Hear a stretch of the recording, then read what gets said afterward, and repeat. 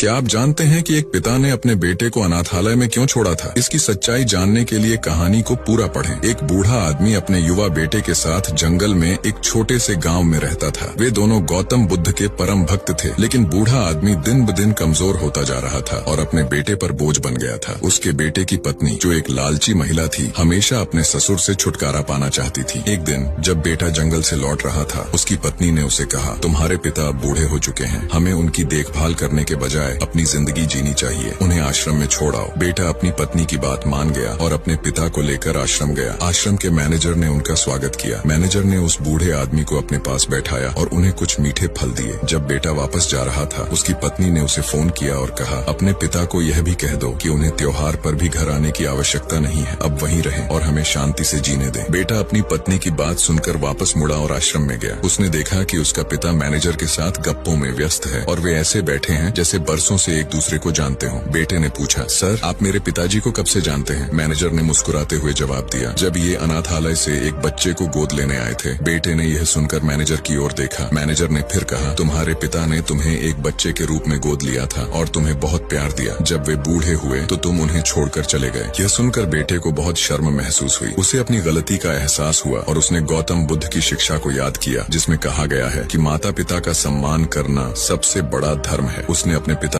क्या आप जानते हैं कि एक पिता ने अपने बेटे को अनाथालय में क्यों छोड़ा था? इसकी सच्चाई जानने के लिए कहानी को पूरा पढ़ें। एक बूढ़ा आदमी अपने युवा बेटे के साथ जंगल में एक छोटे से गांव में रहता था। वे दोनों गौतम बुद्ध के परम भक्त थे, लेकिन बूढ़ा आदमी दिन ब दिन कमजोर होता जा रहा था और अपने बेटे पर बोझ बन गया था। उसके बेटे की पत्नी, जो एक लालची महिला थी, हमेशा अपने ससुर से छुटकारा पाना चाहती थी। एक दिन जब बेटा जंगल से लौट रहा था, उसकी पत्नी ने उसे कहा, तुम्हारे पिता बूढ़े हो चुके हैं, हमें उनकी देखभाल करने के बजाय अपनी जिंदगी जीनी चाहिए, उन्हें आश्रम में छोड़ आओ। बेटा अपनी पत्नी की बात मान गया और अपने पिता को लेकर आश्रम गया। आश्रम के मैनेजर ने उनका स्वागत किया। मैनेजर ने उस बूढ़े आदमी को अपने पास बैठाया और उन्हें कुछ मीठे फल दिए। जब बेटा वापस जा रहा था, उसकी पत्नी ने उसे फोन किया और कहा, अपने पिता को यह भी कह दो कि उन्हें त्योहार पर भी घर आने की आवश्यकता नहीं है, अब वहीं रहें और हमें शांति से जीने दें। बेटा अपनी पत्नी की बात सुनकर वापस मुड़ा और आश्रम में गया। उसने देखा कि उसका पिता मैनेजर के साथ गप्पों में व्यस्त है और वे ऐसे बैठे हैं जैसे बरसों से एक दूसरे को जानते हो। बेटे ने पूछा, सर आप मेरे पिताजी को कब से जानते हैं? मैनेजर ने मुस्कुराते हुए जवाब दिया, जब ये अनाथालय से एक बच्चे को गोद लेने आए थे। बेटे ने यह सुनकर मैनेजर की ओर देखा। मैनेजर ने फिर कहा, तुम्हारे पिता ने तुम्हें एक बच्चे के रूप में गोद लिया था और तुम्हें बहुत प्यार दिया। जब वे बूढ़े हुए तो तुम उन्हें छोड़कर चले गए। यह सुनकर बेटे को बहुत शर्म महसूस हुई। उसे अपनी गलती का एहसास हुआ और उसने गौतम बुद्ध की शिक्षा को याद किया, जिसमें कहा गया है कि माता पिता का सम्मान करना सबसे बड़ा धर्म है। उसने अपने